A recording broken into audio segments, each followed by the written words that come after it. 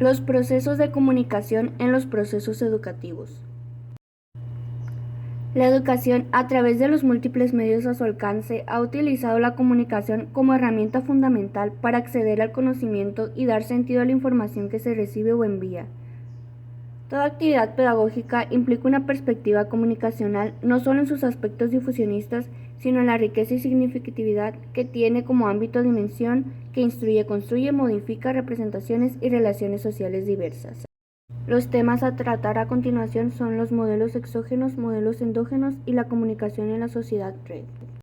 Modelos exógenos. Son llamados modelos exógenos porque están planteados desde fuera del destinatario, como externos a él. El educando es visto como objeto de la educación.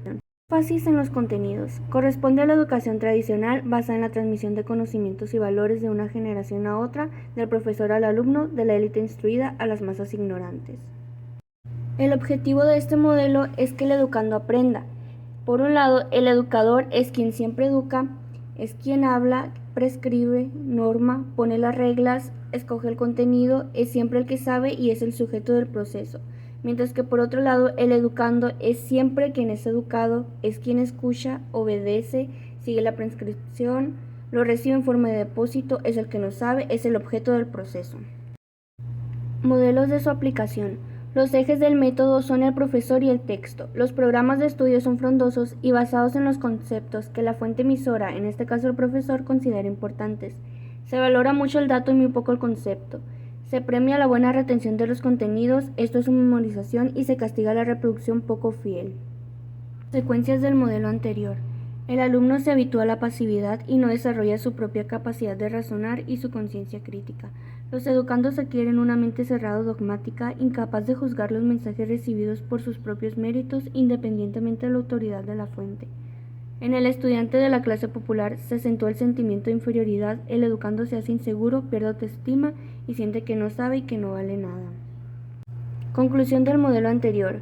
Nuestra comunicación popular debe procurar suscitar o estimular en los destinatarios de nuestros mensajes una recreación o una invención.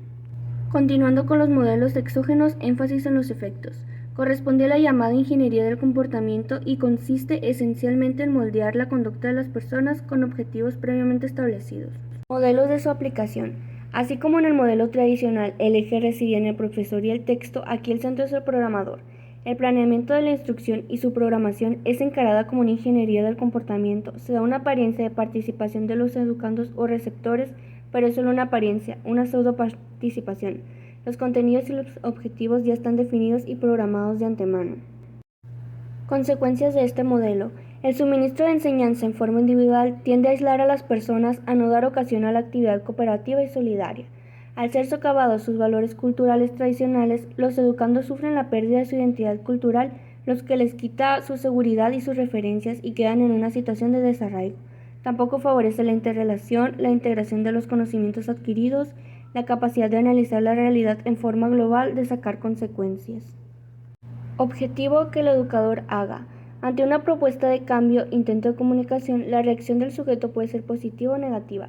El comunicador es una especie de arquitecto de la conducta humana, un practicante de la ingeniería del comportamiento cuya función es inducir y persuadir a la población a adoptar determinadas formas de pensar, sentir y actuar, que le permita aumentar su producción y su productividad y elevar sus niveles y hábitos de vida. Conclusión. En conclusión, en la definición clásica de comunicación, el objeto principal de esta es el propósito del comunicador de afectar en una cierta dirección el comportamiento del receptor. Parte del destinatario, el educando es el sujeto de la educación. Modelos endógenos. Énfasis en el proceso. Destaca la importancia del proceso de transformación de la persona y las comunidades. Modelos de su aplicación. Ya no se trata pues de una educación para informar y aún menos para conformar comportamientos, sino que busca formar a las personas y llevarlas a transformar su realidad. No más un educador del educando, no más un educando del educador, sino un educador educando con un educando educador, lo cual significa que nadie educa a nadie, que tampoco nadie se educa solo. Consecuencias. Parecería que este modelo de educación no presenta como los precedentes consecuencias cuestionables. Sin embargo, es preciso señalar un riesgo que ella implica y una consecuencia negativa de que ella pueda derivar. no de la educación autogestionaria en sí misma, sino del hecho de malentenderla, de exagerarla y absolutizarla a tal extremo que termine por hacerla inoperable. Conclusión de este modelo: la educación popular rechaza tanto la idea de diferenciación jerárquica entre educadores y educandos. A continuación, una tabla que sintetiza la información anterior. La comunicación en la sociedad red. La sociedad red es un conjunto de nodos y sus conexiones. Un nodo puede variar según su grado de poder, influencia o relacionamiento, mientras que las conexiones pueden cambiar según su grado de intensidad, pudiendo llegar a ser el tejido conectivo más fuerte de una red. Conclusión de este último tema. Nosotros vivimos en una sociedad red, es decir, una sociedad construida en torno a redes personales y corporativas operadas por redes digitales que se comunican a través de Internet.